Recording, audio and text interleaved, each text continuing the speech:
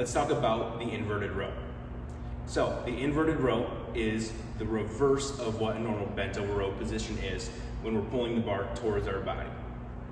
In a normal bent over row, we're in a nice hinge position, pulling that bar towards the back side of the body by driving the elbows behind us and pulling those hands to the bottom side of the rib cage. The same is for the inverted row here, except instead of being over top of the bar, we are now underneath the bar, okay?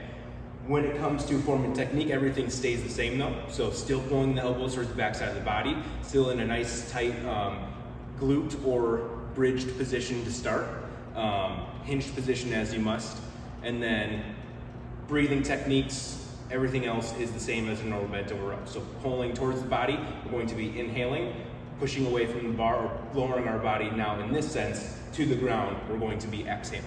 So when we're going into positioning as well, when we get the bar set up here, we have a couple things we got to talk about with the J-cups here.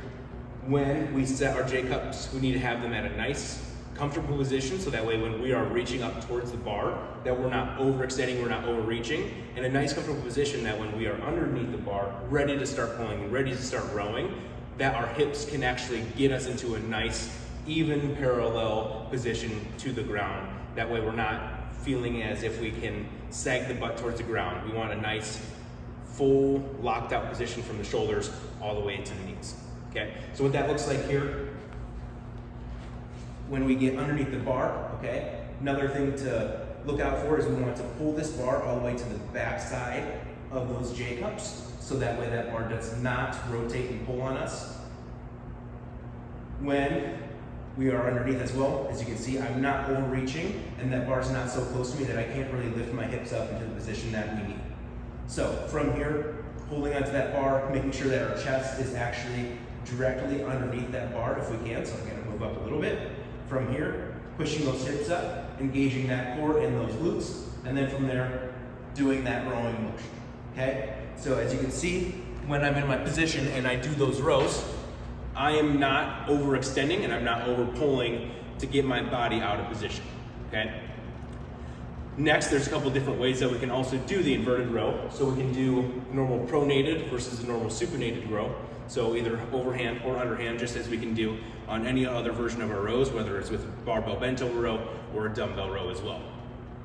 Secondly, as you'll see in the other videos before and after this demonstration and the talk about form and technique, you can also place a bench out in front to make it a little bit more difficult. So the easiest version is to do as I just showed you, with knees bent. After that, it is legs straight on a bench. So when it comes to also placing that bench out in front, you'll see that I place that bench where just my heels are touching the top of that bench, okay? It is usually beneficial as well. The lower the bench is to your height, the better. So if you can start with a slightly actually declined position when you're holding on to that bar with your feet on top of a bench or an elevated surface, that you're slightly below, so that way when you start pulling and you get to your end position, to your end range of motion, that you are then parallel with the bench at the top. So different versions here as well through the inverted row are the supinated, pronated, so overhand and underhand, then bench with knees or feet flat on the ground.